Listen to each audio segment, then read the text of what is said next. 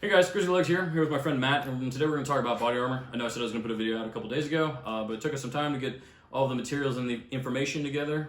So here it is.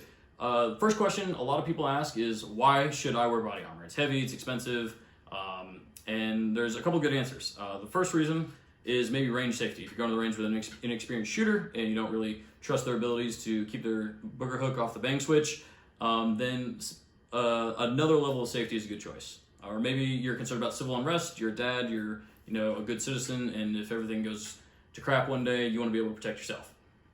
It's our opinion, and a lot of people's opinion, that body armor is part of the Second Amendment when we have the right to defend ourselves, and that includes body armor, plates, what have you. And then this is also America, and you have the right to buy just about whatever the hell you want. So that is the predominant reasons why you should buy body armor.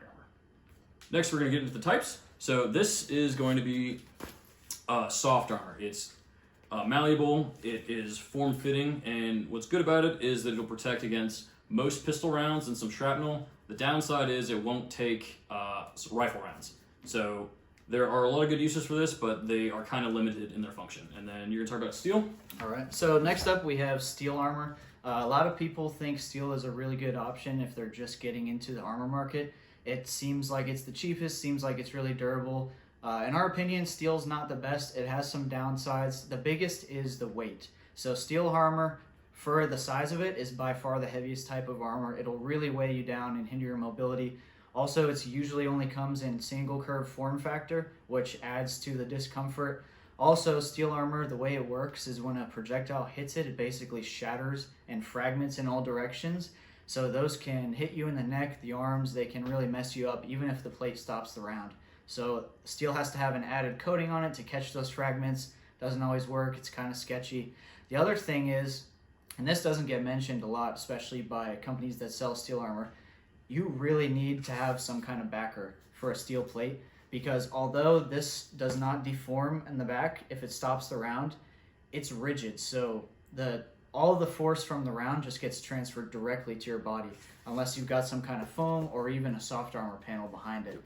So next up, we've got a typical ceramic plate. So this works a little different than steel. It's got a layer of ceramic on the front, and then it's got a bunch of layers of Kevlar sandwiched together behind it. So the hard ceramic will break the projectile, and then all those layers of Kevlar will catch it and expand to absorb the energy from it. So this has a few advantages, namely it can stop higher caliber rounds, it can stop armor piercing rounds. You can more easily find it in a multi-curve form factor, so it hugs your body better. So even this is like a lower end ceramic plate. It's pretty heavy, but compared to the same size steel plate, it's still lighter than that, still offers a higher protection level, and when you factor in, you don't have to buy the build-up coat, the backers, you can get something like this even cheaper than a steel plate. So this is a good option in our opinion. Yep. Next up, we've got something like a higher end ceramic plate. This has got a different type of ceramic in the front to make it lighter, and it's got polyethylene instead of Kevlar in the back. Does the same thing, works the same way, but it's lighter. It is a bit more expensive, but these are a really good option to help keep you mobile and protected. Next up, we got kind of a weird one. You don't really see these anymore. Except in military issue plates. It's called an in conjunction with plate. That means that for a given rating that this plate has, we'll get into ratings later, this plate on its own won't actually meet that rating unless it has a soft armor backer behind it. So these are, you don't really see these anymore. How about side plates? So side plates are cool and all, but you really don't need them. They hinder your mobility and your movement of your arms a lot, and you really only need them if you are in a vehicle that has your sides exposed. But typically, if you are in some sort of engagement, your front or back will be to the enemy. And it's important to note that you need to buy 2 plates if you're going to decide to buy body armor, because you can be vigilante and say, I don't plan on getting shot in the back. Well, that's not smart, because your heart and lungs are still exposed from the back. So just keep that in mind. So side plates, not recommended. Yeah, absolutely. So next up, we have ratings. We mentioned that before. So the ratings for armor is done by the National Institute of Justice, or the NIJ. The ratings that are common now is level 2, level 3A. That's the soft armor that we showed before. That'll stop common pistol rounds. it won't stop a stabbing attack, most of them at least. Then you've got level 3, which is the next step up from that. That'll stop common rifle rounds. The spec is 1 round of 7.62 by 51 or 308. It'll stop that. And then the next one up is NIJ level 4, which is rated for 1 round of armor piercing 30-06. It'll also stop a lot of different threats. And now, right now, the NIJ standards are kind of outdated. There's a really big gap between level 3 and level 4. The problem with level 3 armor, even though it'll stop 7.62 by 51, many of them, if they're just rated level 3, will fail to stop very common 5.56 rounds, like M193 or M855. So manufacturers have addressed that by selling level 3 plus or 3 plus plus or 3X plates. Now keep in mind, that's not a real NIJ rating. The NIJ has no spec for that. So whenever you see a plate with that kind of rating on it, level 3 plus, you have to be skeptical. But if the manufacturer shows that they did their due diligence, they tested it properly, they show proof, they have a table of the exact rounds that it stops and the velocities. Preferably a video showing them actually doing it, then that plate could be a good option if you want protection against really common rounds like 5.56, but you don't want to go all the way up to level 4 in weight or in price. So the other thing is, there's a big difference between plates that are NIJ certified and plates that are independently NIJ tested. What NIJ certified means is the company that makes the plates actually sent samples to the NIJ, and the NIJ went through their whole procedure of testing them. Now, there's a lot more to an NIJ rating than just stopping the round. They have a whole test process. There's a PDF for it. It's called the NIJ 0101.06. That's the standard right now. And they go through exposing the plates to humidity, cycling them from hot and cold, keeping them hot for like 10 days at a time. They do a drop test, and then after a plate's been exposed to all of that, then it has to pass the test for the spec of a round it's supposed to stop. The other thing in addition to that, there's something called back face deformation, which is how much the plate bulges out in the back after it has stopped the round. So if it's not enough for a plate to just catch the round, it has to have a small enough amount of back face deformation that it doesn't seriously injure you after it's caught the round. So I believe the NIJ spec is about 44 millimeters. It says it in the PDF. 44 millimeters is a lot. It's better if you can get a plate that comes with even less back face deformation than that. So moving on from NIJ certified plates, a lot of companies out there will say they're independently tested to the NIJ standard. What that means is they have not sent their plates to the NIJ to get tested. This is sometimes a bad thing, sometimes not. The advantage is NIJ certification costs a lot of money, so if companies don't go through that process, they can offer the plate at a more competitive price. The big downside is they may be selling you a snake oil product. So if you have a company that is saying their plate is independently tested to NIJ standards, you really need to do your research, see what testing the company has gone through.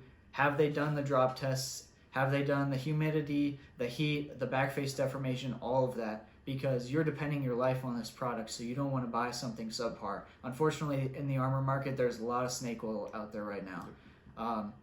We showed a Defender armor plate earlier. In our opinion, that is one of the few good options that is independently tested to NIJ certification. Most of the time, if you want to be as safe as possible, you want to stick with something that is actually NIJ certified, like a Highcom plate or a Hesco. So next up, we're going to talk about sizing and placement of the armor. All right, guys. So what you can see in a lot of movies, like action movies, is guys will have their plates and their armor all the way down to like their belt line, right? And that's not the proper placement. So the whole point of wearing body armor is to protect your vital organs, i.e. your heart and your lungs. So the way you want to wear this is right where your collarbones meet is where the top of the plate needs to be. So it really fits right about here for me. And it should reach almost to your belly button, maybe a little higher than that. And it should be measured from your nipples in. So it should cover that area, and that's how you size that. And it's important because that is the extent of your heart and your lungs, the really important organs that you want to protect. If you measure yourself nipple to nipple, collarbone to belly button, and you find you're in between sizes, what should you do? So you should go with a size down. Typical 10 by 12 plate, like the ones the military issues, is about the medium size, but the civilian sector doesn't really offer those. They're what are these, 9.5 by 12.5? Yeah, that's a standard medium sappy size. So if you're in between sizes, we think that it's a good idea you should go down a size, because it's important that you need to be able to shoulder your rifle, and that's why this cut is here. That's why it's not just a rectangle. And if it's too big and you can't shoulder your rifle effectively, then you're ineffective and it's no fun for anyone.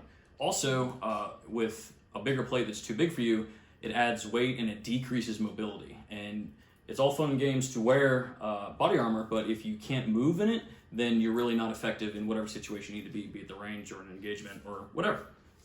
Mm-hmm.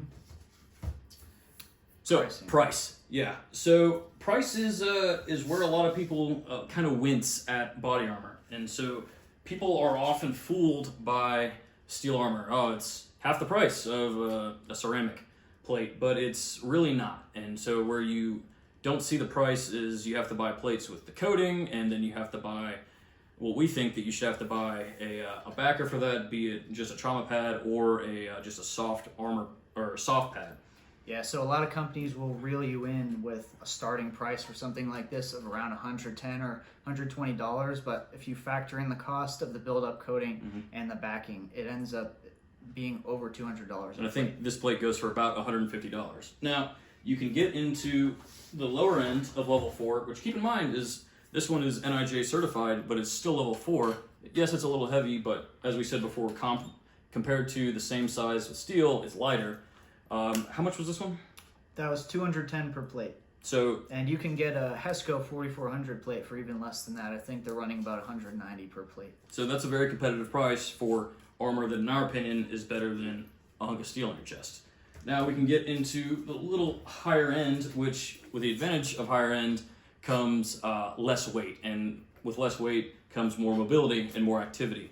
So these plates were about $550 a piece. And that is a little expensive for some people, and it was a little expensive for me when I bought these. But like we talked about earlier, when the time comes that you feel like, wow, I really should be wearing body armor, I don't want to have a thought in the back of my head, wow, I cheaped out and I've got snake oil on, but I know that with 100% confidence that this will protect me from what it says it will protect me. So that's the give and take of expensive body armor.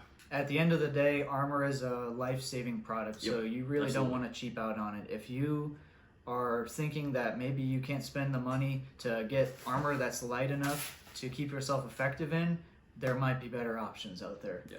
So with that, if you don't want to buy body armor, or if you can't afford it right now, chest rig is a great option. It allows you to carry more magazines, medical gear, or really whatever you want, while still staying mobile. It usually sits at, waist level, and it'll give you all sorts of options for carrying, like I said, whatever you want, pistol mags, rifle mags, and it is significantly less expensive than buying body armor. But the downside is a chest rig doesn't protect you from, shrapnel or pistol rounds or rifle rounds. Even so, mobility is the name of the game. Absolutely. A lot of people approach this with the mentality that, I can only afford this piece of steel or this low-end ceramic plate. They think some armor is better than nothing. They don't realize just how heavy it is and how difficult it is to move with that armor on. And in many cases, they're actually putting themselves at more risk by taking on all that added weight than they would be if they simply went with a chest rig. And that's a really great transition to training in your gear, because you can look the coolest guy on the range, you can have the Gucciest gear, but if you don't know how it works, or if you don't know how it feels on you for an extended period of time, a couple hours, maybe even a day or two, then you can't be really effective. So you should really train in your gear. That's why when I go for a run, typically this will clip onto my plate carrier, and I will run in that so that I know how I need to adjust my items on my flak so that it fits better, I don't have wear points, and I can still shoulder a rifle comfortably and be able to move. And you make sure you can handle the weight. Exactly. So that kind of wraps us up, and like we said, all of this is great, but without training, it doesn't really mean anything. So I'm Grizzly Legs, and that's Matt. If you have any questions, feel free to ask in the comments, and all of the links that we talked about and all the stuff that we talked about, we'll put their connections in the comment section below. Thanks, guys.